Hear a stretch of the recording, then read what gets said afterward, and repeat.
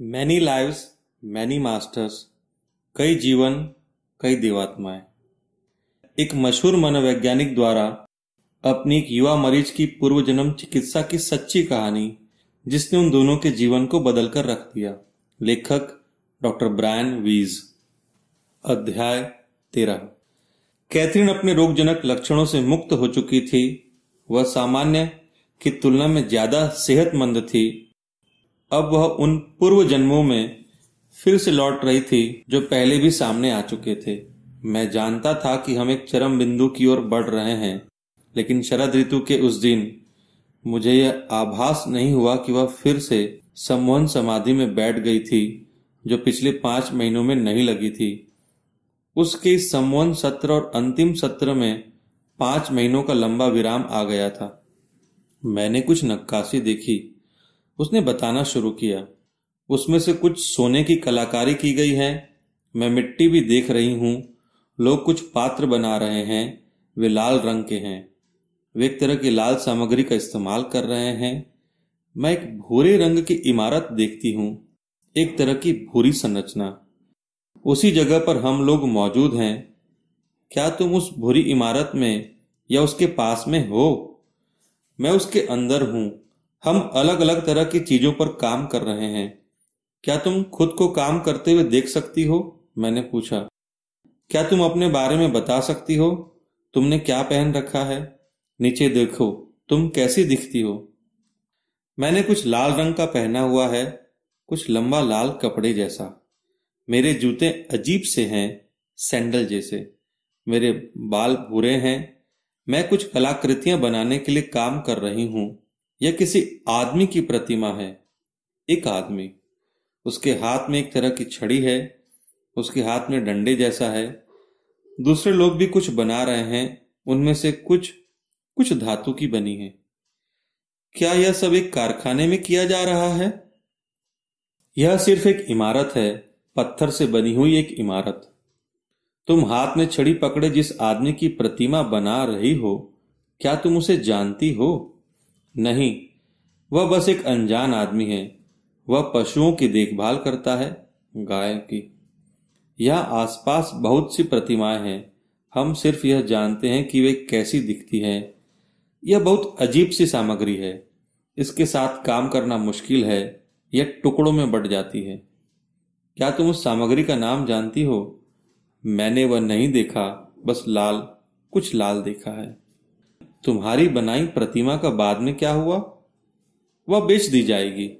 कुछ बाजार में बेच दी जाएगी, कुछ को कई प्रभावशाली अमीर लोगों को दिया जाएगा। केवल बेहतरीन कलाकारी वाली प्रतिमाएं ही अमीरों के घरों में जाएगी, बाकी सबको बेच दिया जाएगा। क्या तुम्हारा कभी इन अमीर लोगों से सामना हुआ? नहीं। क्या यह तुम्हारा काम है? हाँ। क्या यह तुम्हें पसंद है? हाँ। क्या तुम लंबे समय से यह सब कर रही हो? नहीं। क्या तुम इसमें पारंगत हो? ज्यादा नहीं।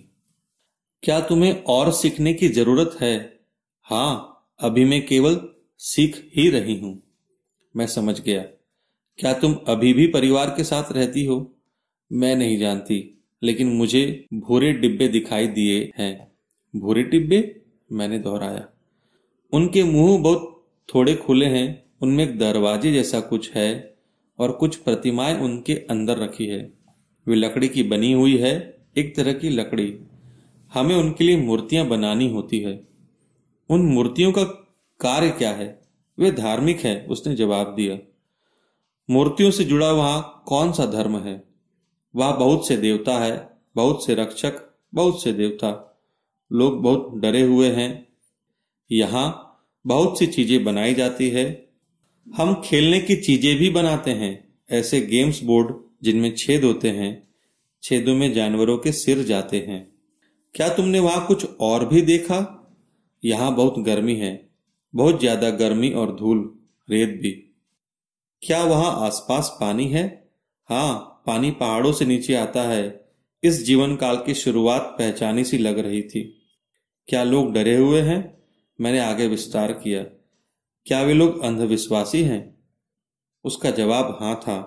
वहां बहुत से डर फैले हैं। हर कोई भयभीत है। मैं भी डरी हुई हूं। हमें खुद को बचाना चाहिए। वह महामारी फैली है, हमें खुद को बचाना चाहिए। किस तरह की बीमारी? कोई बीमारी जो हर एक को मार रही है। बहुत से लोग मर रहे हैं। पानी की वजह से? मैंने पड़ताल की। हाँ, यह बहुत सूखा है, बहुत गर्मी, क्योंकि देवता गुस्से में है और वे हमें दंड दे रहे हैं। वह टैनिन औषधि से उपचार वाले जीवन काल को दोहरा रही थी। मैं उसके डर के धर्म को पहचानता था। यह ओसिरिस और हीथर का धर्म था। देवता नाराज क्यों हैं? मैंने पूछा। हालांकि मुझे जवाब पहले से पता था। क्योंकि हमने नियमों का उल्लंघन किया है, इसलिए वे नाराज है। तुमने कौन से नियम तोड़े हैं? वे नियम जो कुलीन लोगों द्वारा बनाए गए थे। तुम देवताओं को शांत कैसे करोगे? इसके लिए हमें कुछ खास चीजें धारण करनी होगी। कुछ लोग उन्हें गर्दन में पहन रहे हैं।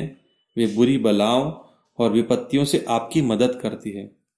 क्या कोई विशेष देवता है जिनसे लोग सबसे ज्यादा डरते हैं? नहीं, वे उन सभी से डरते हैं। क्या तुम्हें किसी देवता का नाम पता है? मुझे नाम नहीं पता, मैंने केवल उन्हें देखा है। वहां एक है जिनका शरीर इंसान का है, लेकिन सिर किसी जानवर का है। दूसरे हैं जो कि एक सूरज की तरह दिखाई देते हैं। एक है जो पक्षी की तरह है, वह काले हैं। उन्होंने अपनी गर्दन के आसपास रस्सी लपेट रखी है। क्या तुम इन सबके बीच जीवित हो? हाँ, मैं मरी नहीं। लेकिन तुम्हारे परिवार के सदस्य? मैंने दोहराया। हाँ, मेरे पिता, मेरी माँ ठीक है। और तुम्हारा भाई? मेरा भाई, वह मर गया। उसने याद दोहराई। तुम्हारे जीने का मकसद क्या है? तुम्हारे बारे में क्या कुछ खास है या तुमने कुछ विशेष किया है? नहीं, उसने स्पष्ट जवाब दिया, फिर विषय बदल दिया। मैंने कुछ देखा जिसके अंदर तेल भरा है। तुमने क्या देखा? कुछ सफेद। यह बिल्कुल मार्बल जैसा दिखता है। यह एक एलाबेस्टर है, एक तरह का प्याला। वे इसके अंदर तेल भरकर रखते हैं। तेल सिर की मालिश के काम आता है। पुजारियों की मालिश? मैंने जोड़ा। हाँ। अब तुम्हारा क्या काम है? क्या तुम तेल मालिश में मदद करती हो? नहीं, मैं मूर्तियां बनाती हूँ। क्या यह उसी भूरी इमारत में है? नहीं, यह उसके बाद में है, एक मंदिर में। वह किसी कारणवश परेशान नजर आने लगी। क्या वहां तुम्हें कोई समस्या है? कोई है जो मंदिर के अंदर कुछ ऐसा कर रहा है जिससे ईश्वर नाराज हो गए हैं? वह मैं नहीं जानती। क्या वह तुम हो? नहीं नहीं, मैंने केवल पुजारियों को देखा। वे किसी की बलि देने की तैयारी कर रहे हैं। कोई जानवर। यह एक मेमना है।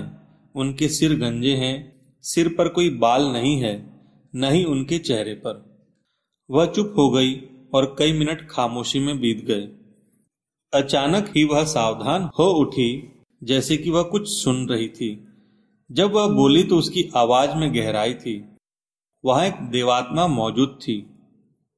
यह उस लोक पर है जहां कुछ आत्माओं को स्वयं को उन लोगों में सुस्पष्ट करने की अनुमति होती है जो अभी भी शरीर अवस्था में हैं। उन्हें वापस आने की अनुमति होती है केवल तभी अगर वे कोई वादा अधूरा छोड़ आए हैं। इस लोक पर अंतर संवाद की अनुमति है, लेकिन दूसरे लोकों, यह वह जगह है जहां आप अपनी दिमागी क्षमताओं का इस्तेमाल कर सकते हैं और शरीर रूप में अन्य लोगों से संवाद बना सकते हैं। ऐसा करने के यहाँ बहुत से तरीके हैं। कुछ को अपनी नजरों की ताकत दिखाने की अनुमति है और वे खुद को उन लोगों को दिखा सकते हैं जो अभी भी शरीर रूप में है। अन्य को गतिमान रहने की शक्ति मिली हुई है और वे टेलीपैथिक तरीके से चीजों को गतिमान कर सकते हैं।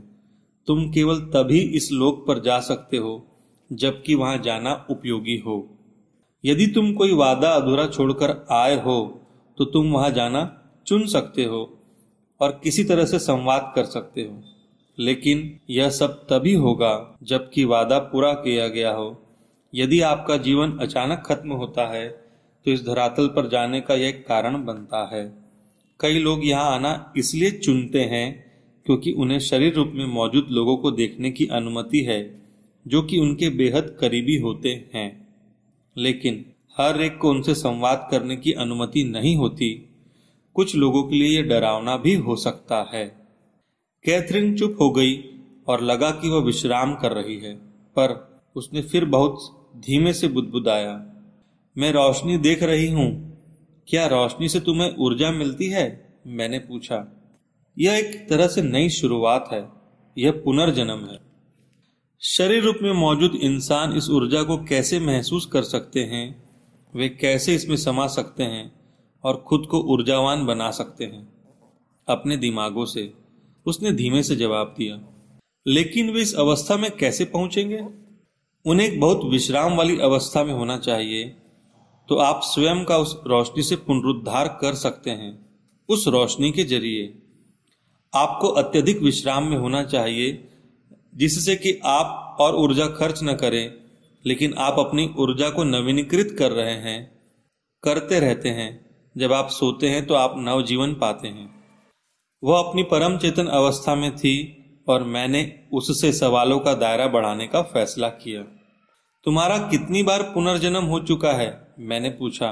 क्या वे सभी इसी परिवेश में हुए हैं, धरती पर या किसी और धरातल पर भी हुए हैं? नहीं, उसने जवाब दिया, सभी यहाँ नहीं। तो फिर दूसरे धरातल कौन से हैं? दूसरे स्थान कौन से हैं? क्या तुम वहां जाती हो? मुझे यहाँ जो करना था वह काम अभी पूरा नहीं हुआ है। मैं तब तक यहाँ से नहीं जा सकती जब तक कि सभी जीवन अनुभव न ले लूं, और मैंने अभी ऐसा नहीं किया है। यह बहुत से जीवन काल है, सभी अनुबंधों को पूरा करने और मुझ पर चढ़े सभी ऋणों को चुकाने के लिए। लेकिन तुम तो उन्नति कर रही हो, मेरा अवलोकन था। हम हमेशा उन्नति करते हैं। धरती पर तुम कितने जीवन कालों से गुजर चुकी हो? 86। हाँ। क्या तुम्हें वे सभी याद हैं? हाँ, मुझे है, पर जब मुझे उन्हें याद रखना जरूरी होता है। हमने करीब उसके 10 या 12 जीवन कालों के अंशों या महत्वपूर्ण हिस्सों का अनुभव किया था और बाद में उनका दोहराव शुरू हो गया था। स्पष्ट रूप से उसे बाकी के 75 या उतने जीवन कालों को याद करने की जरूरत नहीं थी। वह निश्चित रूप से मेरे साथ शानदार प्रगति कर रही थी। उसने यहाँ से, इस स्थान से जो भी प्रगति की थी, वह सिर्फ जीवन कालों की स्मृतियों पर निर्भर नहीं हो सकती थी। उसके भविष्य की उन्नति भी मुझ पर या मेरी मदद पर निर्भर नहीं होगी। उसने धीमे स्वर में फिर से फुसफुसाना शुरू किया। कुछ लोग दैवीय धरातल को नशीली दवाओं के इस्तेमाल से छूना चाहते हैं, लेकिन वे समझ नहीं पाते हैं कि उन्हें क्या अनुभव हुआ होगा, लेकिन उन्हें पार जाने की अनुमति होती है।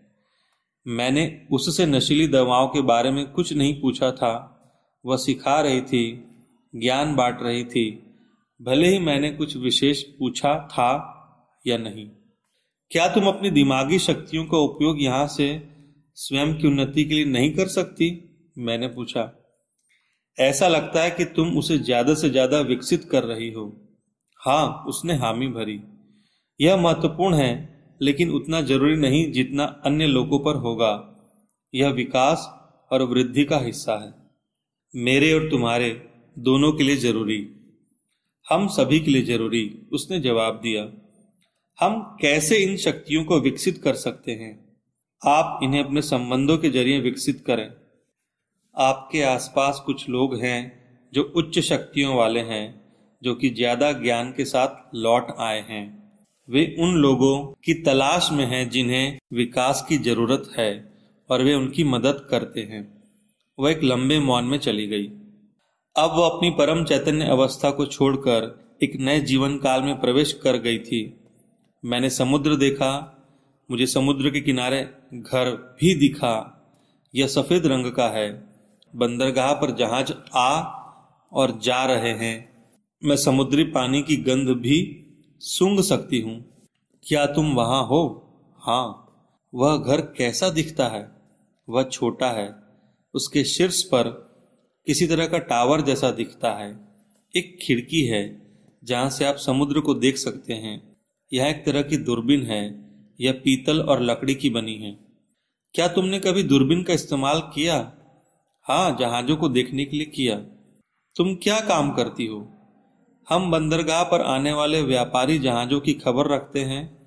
मुझे याद आया कि वह ऐसा एक अन्य जीवन काल में भी कर चुकी थी जब वह क्रिश्चियन के रूप में थी, जो कि एक नाविक था और जिसका हाथ एक समुद्री लड़ाई के दौरान जख्मी हो गया था।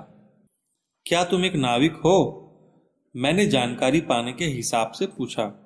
मुझे नहीं पता, हो सकता है। क्या तुम देख सकती हो कि तुमने क्या पहन रखा है? हाँ, एक तरह की सफेद कमीज और भूरे रंग की शॉर्ट पैंट के साथ बड़े बक्कल वाले जूते। मैं अपनी आगे की जिंदगी में नाविक हूं, पर अभी नहीं। इसका मतलब यह था कि वह भविष्य भी देख सकती थी, लेकिन उसका ऐसा करना उसे उस भविष्य से भी आगे ले जा सकता था। मैं घायल हूं, वह कराही पीड़ा से तड़पी। मेरा हाथ जख्मी है। वह निश्चित रूप से क्रिश्चियन के रूप में थी और फिर से समुद्री लड़ाई के बारे में बता रही थी। क्या वहां कोई धमाका हुआ? हाँ, मैं बारूद की गंध सूंघ सकती हूँ। तुम बिल्कुल ठीक हो जाओगी, मैंने उसे आश्वस्त किया, क्योंकि मुझे आगे का परिणाम पहले ही पता था। बहुत से लोग मर रहे हैं। वह अभी भी उत्तेजित थी। जहाज की पाले फट गई है, उसका एक हिस्सा धमाके में उड़ गया है। वह अपने जहाज पर हुए नुकसान का जायजा ले रही थी। हमें पालों की मरम्मत करनी होगी, उन्हें ठीक करना ही होगा। क्या तुम ठीक हो गई हो? मैंने पूछा। हाँ, पालों के कपड़ों को सीना बहुत कठिन हो गया है। क्या तुम अपने हाथ से काम कर पा रही हो? नहीं, लेकिन मैं दूसरे लोगों को देख रही हूँ। पाले वे कैनवास की बनी हुई है, एक तरह का कैनवास, सिलने में बहुत कठोर। बहुत से लोग मर गए हैं, वे अत्यधिक कष्ट में थे। वह कराही। यह क्या है? यह दर्द है मेरे हाथ में। तुम्हारा हाथ तो ठीक हो चुका है। उस समय में आगे जाओ। क्या तुम फिर से नाव चला रही हो? हाँ, वह ठहरी। हम दक्षिणी वेल्स में हैं। हमें समुद्र तट की रक्षा करनी है। तुम पर कौन हमला कर रहा है? मुझे लगता है कि वे स्पेन वासी हैं। उनके पास एक विशाल बेड़ा है। आगे क्या हुआ? मुझे केवल जहाज दिखा। मुझे बंदरगाह भी दिखा। वहां दुकानें हैं। कुछ दुकानों में वे लोग मोमबत्तियां बनाते हैं। वहां कुछ दुकानें और हैं जहां लोग किताबें खरीदते हैं। अच्छा, क्या तुम कभी किसी किताब की दुकान में गई हो? हाँ, मुझे वे बेहद पसंद है। वे किताबें कमाल की हैं। मुझे कई किताबें दिख रही है। लाल वाली किताब इतिहास की है। उनमें कस्बों के बारे में लिखा है, जमीन के बारे में। वहाँ नक्शे भी है। मुझे ये किताब पसंद है। वहाँ टोपियों की दुकानें भी हैं। क्या वहाँ कोई ऐसी जगह है जहाँ तुम शराब पीते हो? मुझे क्रिश्चियन का बियर से जुड़ा अनुभव याद आया। हाँ, वहाँ कई है, उसने जवाब दिया। वे बियर परोसते हैं, बहुत गहरे रंग वाली बियर, थोड़ा मांस और ब्रेड, बहुत बड़ी ब्रेड। बियर बहुत कड़वी है, बहुत कड़वी। मैं उसे चख सकती हूँ। उनके पास शराब भी है और लकड़ी की लंबी टेबलें भी। मैंने तय किया कि उसकी प्रतिक्रिया देखने के लिए उसे उसके नाम से बुलाऊं, क्रिश्चियन। मैंने जोर देकर पुकारा। उसने बिना झिझक के ऊंचे स्वर में जवाब दिया, हाँ, तुम क्या चाहते हो? क्रिश्चियन, तुम्हारा परिवार कहाँ है?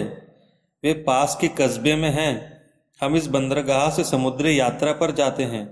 तुम्हारे परिवार में कौन कौन है? मेरी एक बहन है। एक बहन, उसका नाम मैरी है। तुम्हारी गर्लफ्रेंड कहाँ है? मेरी कोई गर्लफ्रेंड नहीं है। सिर्फ कस्बे में एक ही महिला है। कोई खास महिला नहीं? नहीं, सिर्फ एक महिला। मैं समुद्री यात्रा से लौट आया हूँ। मैंने कई लड़ाइयाँ लड़ी, लेकिन अब मैं सुरक्षित हूँ। तुम बूढ़े हो चले हो? हाँ। क्या तुमने कभी शादी की? हाँ, मुझे लगता है। मैंने एक अंगूठी देखी। क्या तुम्हारे बच्चे भी हैं? हाँ, मेरा बेटा भी नाव चलाता है।